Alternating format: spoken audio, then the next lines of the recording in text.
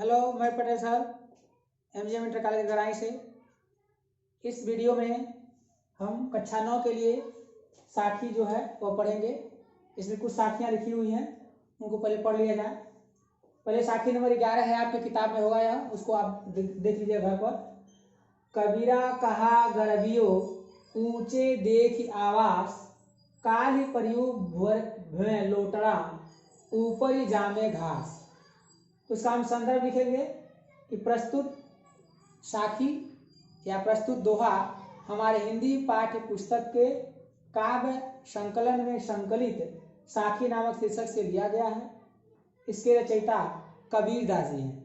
यह जो संदर्भ है, आप तीनों साखियों के संदर्भों में इसको हम लिख सकते हैं। इसके बाद यहाँ प्रसंग देखिए। प्रसंग अलग अलग साखियों का अलग अलग प्रसंग होता है। तो ये पहले साखी का जो प्रसंग है वो यह है कि प्रस्तुत दोहा में कबीर दास जी ने यह कहा है कि हमें अपने धन दौलत पर, अपने ऐश्वर्य पर, सुख संपदा पर गर्व नहीं करना चाहिए। ये आपका प्रसंग हो गया। व्याख्या करने से पहले कुछ इसका माने देख लें। कबीरा कहा गरबियो ऊंचे देख आवास। कबीर दास जी कह रहे हैं, कहा मैंने कह रहे हैं, गरबियो माने गर्व करना, घमंड करना। ऊंचे देख आवास, ऊंचा देख करके, देख कर, आवास माने अपना मकान घर। काली परियो भ्यू लोटड़ा, काली माने कल, परियु भीमे परियु माने हो जाना, भीमे माने नीचे जमीन पर, लोटड़ा भूमि पर, लोटड़ा माने मिल जाएगा, लौट जाएगा, नष्ट हो जाएगा। ऊपरी जामे घास, ऊपर माने होता ऊपर, जामे माने उग जाएगा, घास। हमारा मकान क्या हो जाएगा, नष्ट। जिस मकान पर हम घमंड कर रहे हैं वह समय आने पर बर्बाद हो जाएगा, नष्ट हो जाएगा, और उस पर वो जाम जाएगा, घास जाम जाएगा। वही कह रहे हैं। इसको हम इस प्रकार देखें। कबीर जी कह रहे हैं कि हमें अपने धन दौलत पर, अपने संपदा पर, आवास पर घमंड नहीं करना चाहिए, क्योंकि कल क्या होने वाला है इसे हमें किसी प्रकार का कोई हमें उसमें हम नहीं जान पाते कि हमारा कल अगला आने वाला समय हमारे लिए कैसा होगा। तो ये कह रहे हैं कि काली परियो भ्यू लोटला, समय पड़ने पर जिस पर हम आज बहुत नाज कर रहे हैं, घमंड कर रहे हैं, वह नश्वर हो जाएगा, नष्ट हो जाएगा, और वह जमीन में मिल जाएगा, मिट्टी में मिल जाएगा, और उस पर क्या हो जाएगी, घास जम जाएगी। इसलिए इस क्षणभंगुर वस्तु पर, इस क्षणभंगुर संपदा पर हमें गर्व नहीं करना चाहिए। देखिए काव्य का सौंदर्य है। अभी इस चैप्टर जो हम कबीर दास पढ़ रहे हैं, सारे इनके जो साखियां हैं वह सब सदोकड़ी भाषा में है। तो भाषा ही सदोकड़ी भाषा हो गई।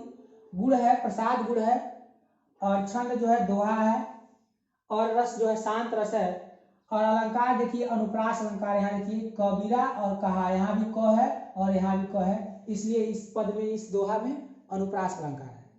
अगला साखी हम देख लें। साखी नंबर 12 है आपके पुस्तक में। यह ऐसा संसार है जैसा से बल फूल, दिन दरस के व्यवहार को झूठे रंग न भूल, कबीरा झूठे रंग न भूल। तो सबसे पहले इसका हम संदर्भ देखेंगे, इसी तरह इसका भी संदर्भ आएगा।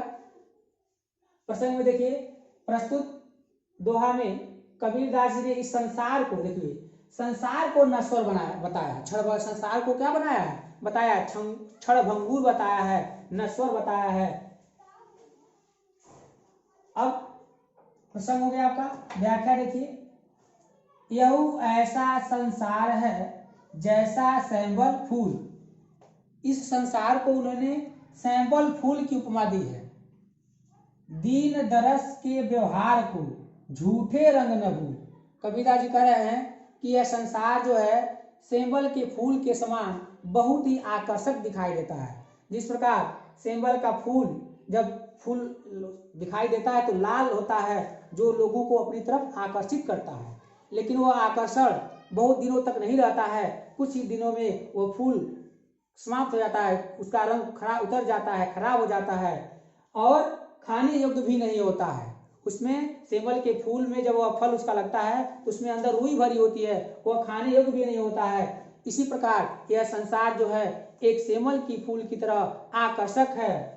तो यह ऐसा संसार है जैसा सेबल फूल। तो यह संसार जो है सेबल के फूल के समान, सेबल के फूल के समान क्षणभंगुर है। दिन दरस के व्यवहार को झूठे रंग न भूल। इसलिए यह जो हमारा जो एक भाईचारे का जो व्यवहार है, एक दूसरे पर जो एक दूसरे के साथ जो व्यवहार करना चाहिए, ऐसा व्यवहार करना चाहिए इसमें छोटे बड़ों की कोई भावना न हो, सबको एक समान लेकर के चलना चाहिए, एक साथ सबके साथ समान व्यवहार करना चाहिए। जिस प्रकार सेबल के फूल बहुत दिन आकर्षक उसमें नहीं रह जाता है, क्षणभंगुर हो जाता है, उसी प्रकार यह संसार नाशवान है। इसलिए हमें एक दूसरे के साथ भाईचारे के व्यवहार से रहना चाहिए। यहाँ देखिए भाषा जो सदुकड़ी भाषा है, गुण यहाँ भी प्रसाद गुण, इसमें इस साखी में भी छंद दोहा है, रस शांत रस है, अलंकार देखिए यहाँ दिन दरस, यहाँ देखिए दिन द है, यहाँ भी द है, तो यहाँ भी अनुप्रास अलंकार है इस साखी में भी।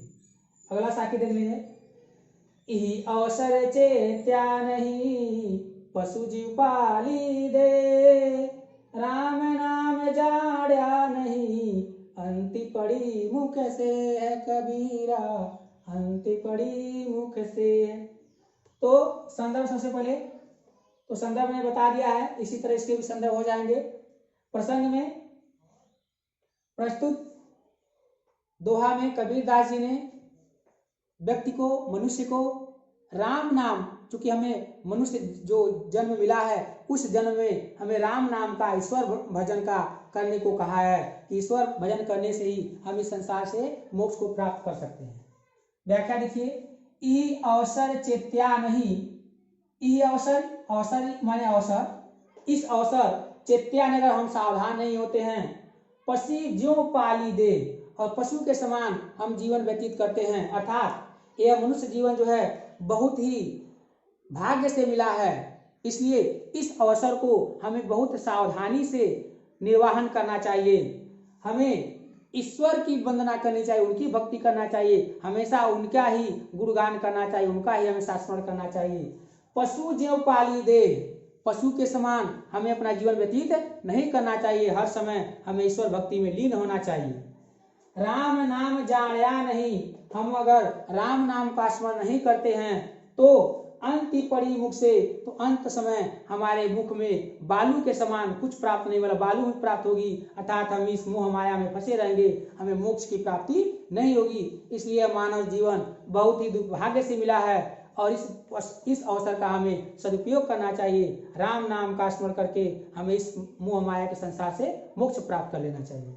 इसका भी देख लीजिए, भाषा जो है सदुकड़ी भाषा है, गुण प्रसाद गुण है, छंद दोहा है, और रस जो है शांत रस है। इसमें अलंकार देखिए, इसमें अलंकार में यहाँ राम है, नाम है, इसका मोह बाद वाला, यहाँ भी बाद वाला मोह है, यहाँ भी बाद वाला मोह है, तो यहाँ अनुप्रास अलंकार है। और पशु जे पाली देह, पशु जीव पाली, पशु के जीव के तरह, तो पशु के तरह शरीर बना लिया है या पशु की तरह हम जीवन यापन कर रहे हैं, तो यहाँ उत्प्रेक्षा अलंकार होगा, क्योंकि जहाँ मनो मानो जनो या ज्यों त्यों का वो होता है, प्रयोग होता है, वहां पर क्या होता है, उत्प्रेक्षा अलंकार होता है। यहाँ अनुप्रास अलंकार, इस पद में अनुप्रास अलंकार भी है और उत्प्रेक्षा अलंकार भी है।